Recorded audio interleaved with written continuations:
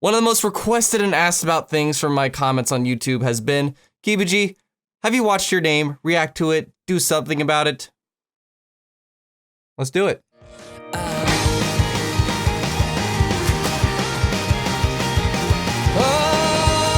This video, I'm gonna cut to the chase and just basically say if it's your first time here, thank you for coming by, browse the channel, be geek, be proud, be awesome, and so on. But I got a lot to say about this movie because if people paid attention to, I mentioned it like 3 or 4 times in my videos, very briefly, that I have seen Your Name. I watched Your Name back in theaters in March of last year. And purely from this point on, this is all personal opinion. So today I potentially bring you my top 5 reasons why you should watch the film Your Name, give it a chance, or if you've already seen it, give it a second chance, give it a second watch, because I recently watched this film for the second time. That's why I waited so long to do this, because I wanted to watch it again to get everything fresh in my mind.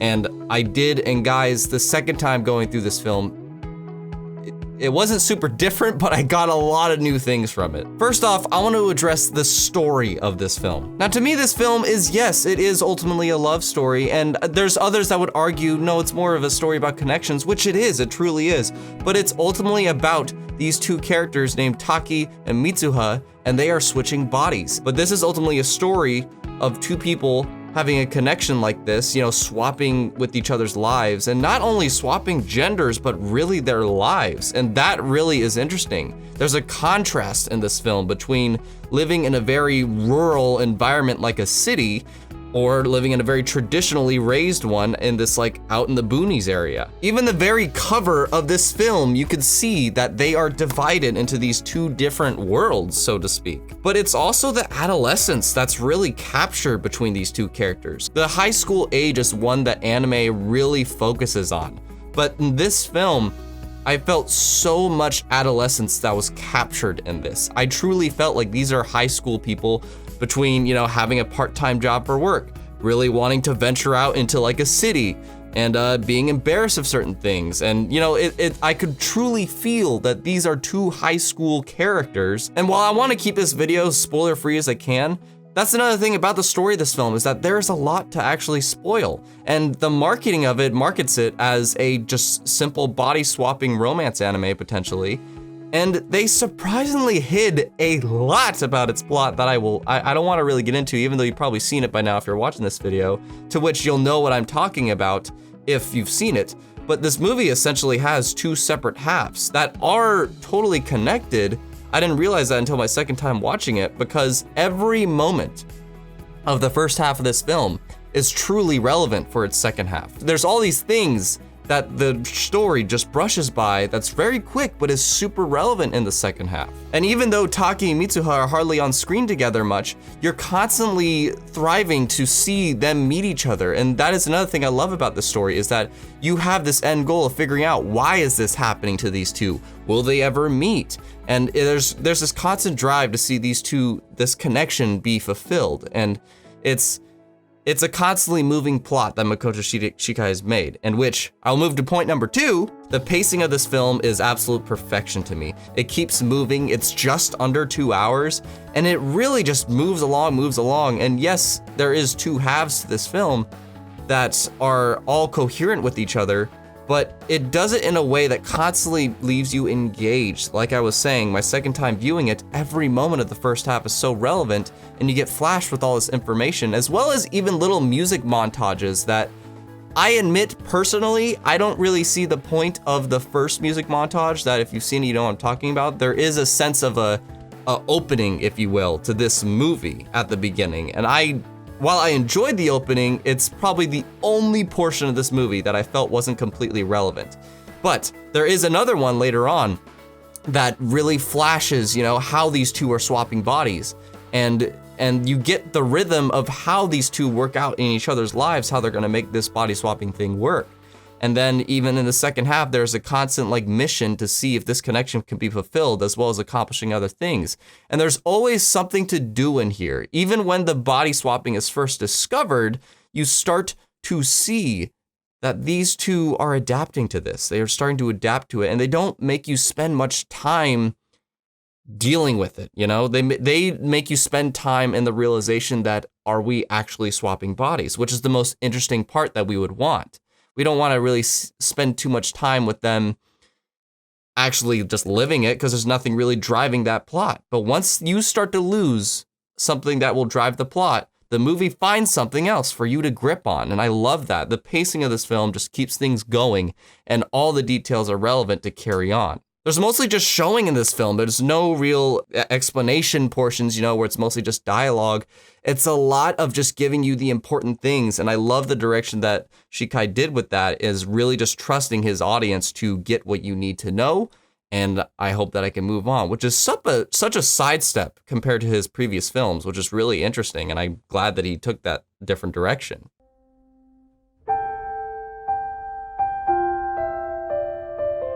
So the music in this film was done by the band Radwimps, and they did such an amazing job with it. I find myself constantly being lost in the music of this film. One track in particular I really love is Mitsuha's theme.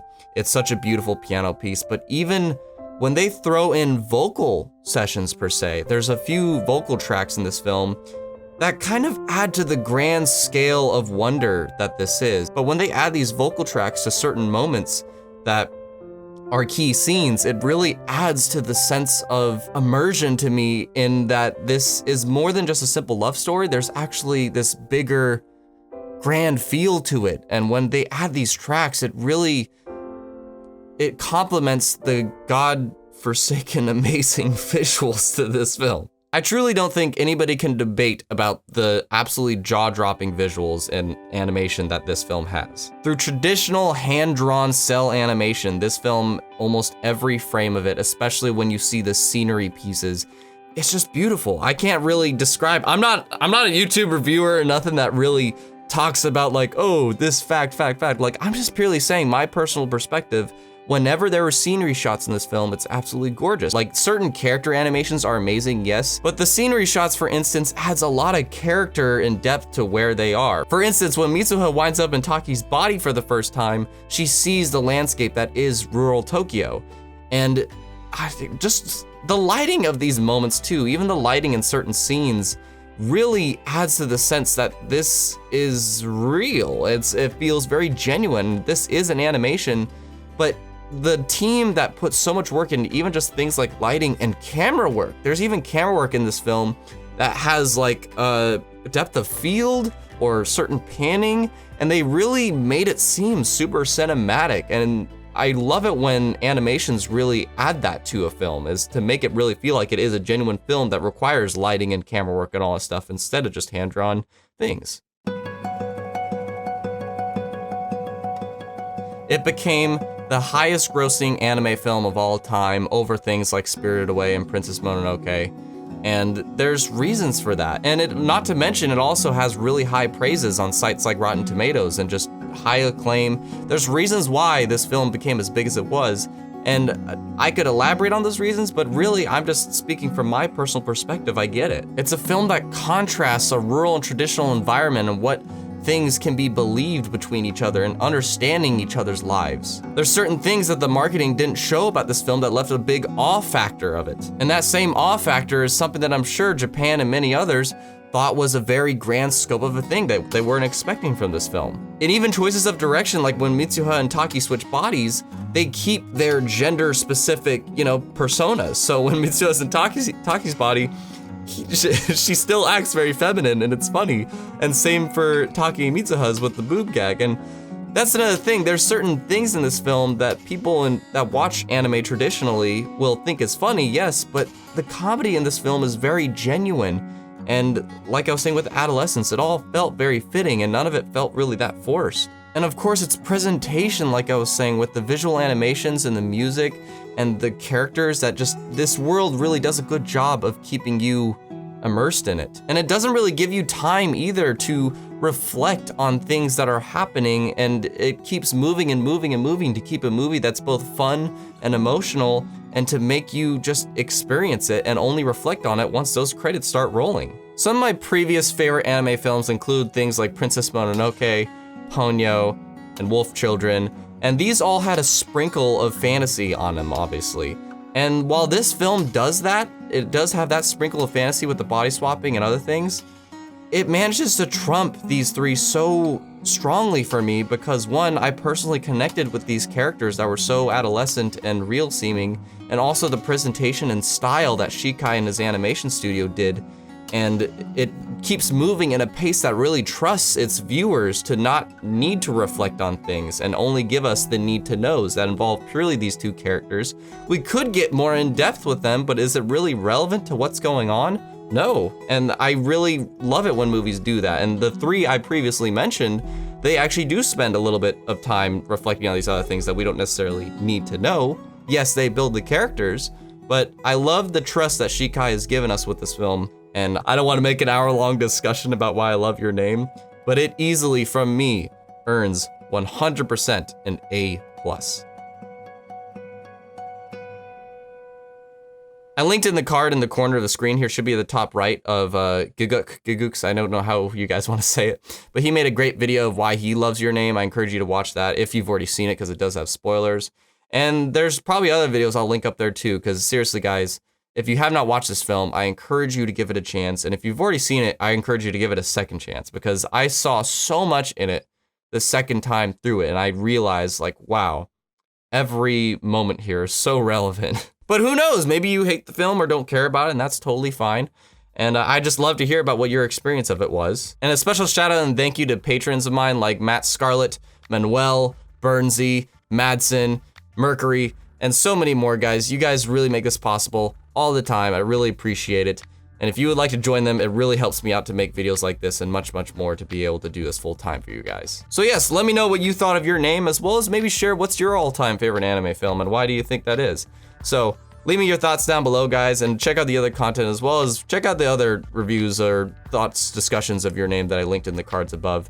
And I will catch you in another video. Mitsuha and Takashi, when Mitsuha goes in Taki's, oh god, I can keep messing up his name.